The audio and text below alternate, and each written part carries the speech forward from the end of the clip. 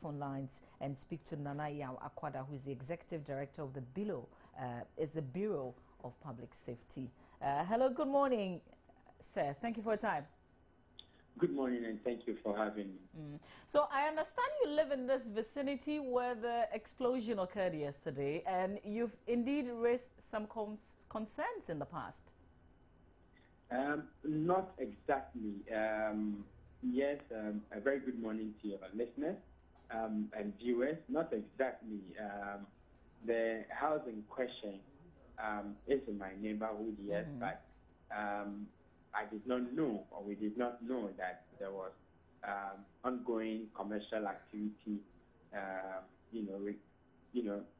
going on in that house, requiring the use of hazardous chemicals, or what you want to call dangerous composition. Okay. So yesterday it was news to me, just as it was news to the whole of Ghana. Okay. So describe to us this neighborhood. I mean, is it a place for that people can use for commercial purposes, or this is solely a residential place? Well, it's a typical Ghanaian residential area where they are talking about, the very typical Ghanaian residential area for probably the high average Ghanaian living in that area. It's because the whole place is walled. You may not be able to know, if you don't live close by, that any business activity is going on there. Nonetheless, our worries since yesterday, when the news broke out to date this morning, has been, we've been trying to establish whether the EPA was aware that such chemicals of such capacity were being stored in such an area and in the quantities that they are being stored. So far, we have had an appointment with the EPA. We'll be speaking to somebody around 12 midday to brief us what the rules and the regulations governing such storage of hazardous chemicals, and even using them in residential areas, what the rule is. Elsewhere, they have what they call the Emergency Planning and Community Right to Know Act, where if such an activity or activity involving the use of hazardous chemicals is going on in your neighborhood, it's by law required that they engage the people in the community, explain to them what chemicals is being used in the neighborhood, and how in the event of a spillage or a possible explosion like what we saw yesterday, what people have to do and all that. To the best of my knowledge, people around the neighborhood, very close to the vicinity, knew that there was an ongoing manufacturing of production activity going on there, but they did not know what chemicals or the extent of chemicals or the capacity of the chemicals being used for those exercises. And I think that is where the Bureau of Public Safety wants to raise questions that. Okay. So I've got to ask you. It should not be possible. Yes. It should not be possible for anybody with the money to import anything and to store it anywhere and anyhow in this country of ours. Sure. In an era where the world's powers, superpowers, are opening their eyes against terrorism and all, it's important that Ghana, excuse me to use the street language, we shine our eyes as to what chemical is entering in, who is taking custody of such chemicals, where these chemicals are being stored. And I think that the Act 490 of the EPA makes provisions for some of these things. And it demonstrates a serious lapse within our security system. Okay, but Nanaya, have we formally established the cause of this explosion? I beg your pardon? I'm asking if we've been able to establish the cause of the explosion. No, we have not been able to establish it. I think the Daily Graphic reports gas explosion. We want to dissent because our preliminary investigation is not pointing to a gas explosion. Okay, but were you around when it occurred yesterday, though? No, I was not around. Okay. Because, the other thing I wanted to find out was, how did it happen? Has somebody been able to describe to you exactly how it did?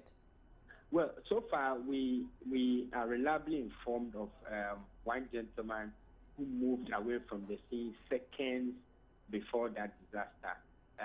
We are yet to make contact with that gentleman to find out exactly what they were preparing, what chemicals they were using and all. But you know how the Ghanaian system is.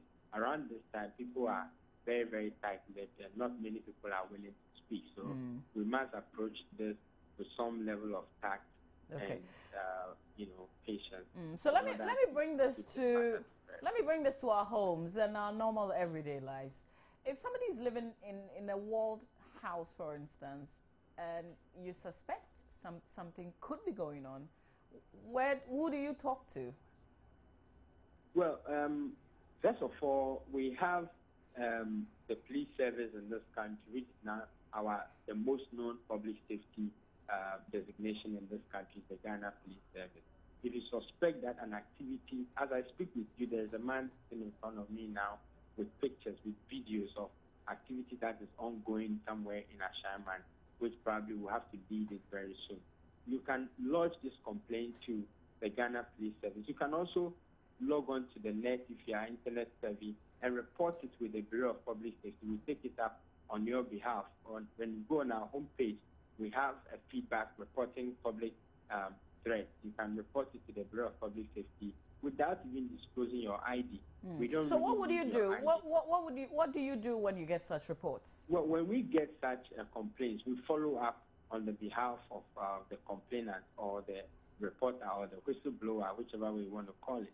We follow up to establish the facts for ourselves, and then we bring in the necessary state authorities to ensure that law and order is maintained and that the public is safe. So how far do you think investigations would go with this one, and what sort of example would it be teaching? Essentially, yesterday in a pre-discussion of this disaster, we were able to establish that at the end of the day, the owner of let me call him the occupier of the facility, he himself has passed on, including the workers. Most of them have passed on. So who do you charge? What we are looking, essentially there will be no one to charge, to press charges against, if even it's established that they violated aspects of Environmental Protection Act. There will be no one to charge. What we are expecting is that education will go down very well to the citizenry to know that if you are in a place and an activity is going on, you find that it shouldn't be or you are not sure about it, it's important to draw the attention of the police service, draw attention of the Bureau of Public Safety, draw attention of the Factories Inspectorate Department, draw the Environmental Protection Agency's attention, draw the body that you think is responsible for this, in which case, if you don't know, the Bureau of Public Safety is the best entity to go to, because we will determine where such violations will rest, and then we will pick it up on your behalf. Okay. I think that it should basically be education, education, and education. And you say you can lodge a complaint without telling who you are. So essentially, you can do it anonymously. Yes, you could do it anonymously. We, for administrative and some support finding purposes, sometimes we will expect you to leave with us some trace or probably where the call is coming from and your name.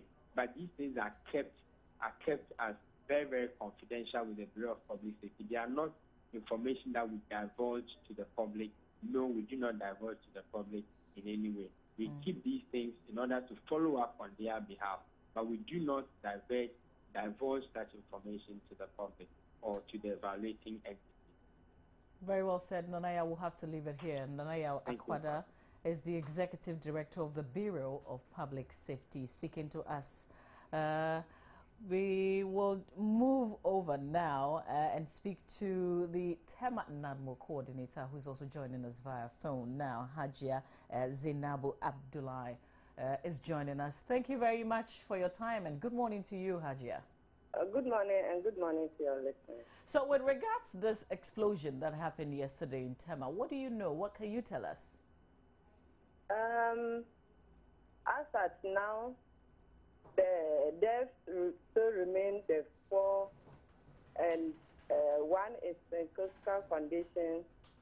And now the assessment that we have done yesterday indicates that the suspected gas, as people were speculating, was not gas, but as a result of the man is dealing in chemicals, it is only the experts that will come in and they will tell us the kind of chemicals that they were using.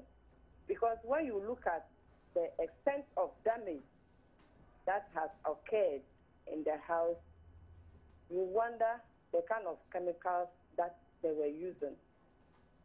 2, where the incident took place, I'm not sure the authority know what was happening there. Because when you look at the location, it's like a boys' quarters, a closed area. There was no ventilation, nothing of that sort. And if such chemicals would be stored at such area, you can just imagine once things of this nature happens, what will happen. So we are still investigation, and the police are also investigating, the fire service. We are bringing everybody on board, and the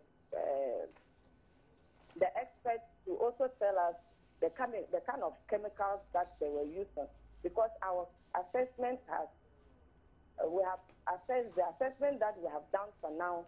About 8 houses have been affected as a result of this explosion, which is not a gas explosion, but chemical. Okay. So you can just imagine the kind of chemicals that they were using. So you say 8 houses, 8 residential houses affected? Yes. In what ways?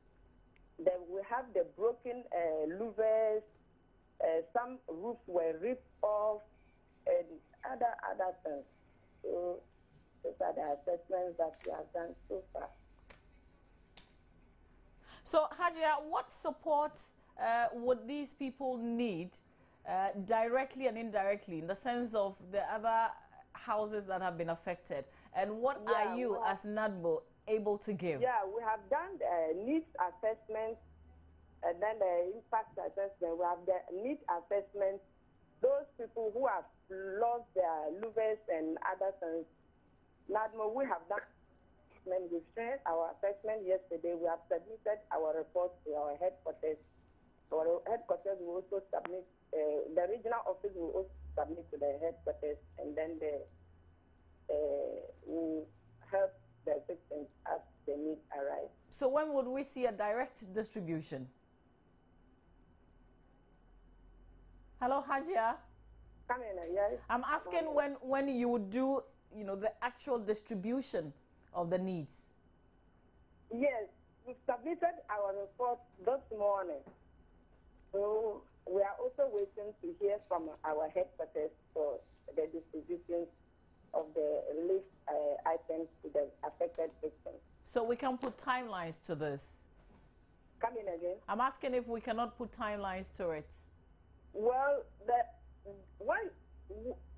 immediate the need assessment that we have done, I don't think, unless the affected victims that are in hospital, that we will also go and help them, they need a quick intervention. But you look at the other aspect of the assessment that we have done, that people's roofs have been ripped off, maybe within the week we'll go to their aid. Okay, so let's stay with those in the hospitals. What would they need from NADMO, and is NADMO able to provide this? Yeah, I remember not quite long ago, there was a victim from a fire outbreak at one of the schools in Tema. We make recommendations to the assembly. We want to give them food items, detergents, and other things. We've also made recommendations to the assemblies to at least help them to absorb some of the bills that they incur to the expenses that they've incurred at the hospital. All right, Hajia. So we do a lot. Okay. Yes. Hajia, we'll leave it here. Thank you very much for your time. Hajia Zainabu Abdullah is the Tema NADMO coordinator. When we come back, a group is visiting the Otumfuo Osage to the second in the Ashanti region. We'll bring you a live feed from there and a live report as well. More coming up. Coach Kwesi Appiah has also named his squad for the AFCON 2014. More coming up here on News Desk.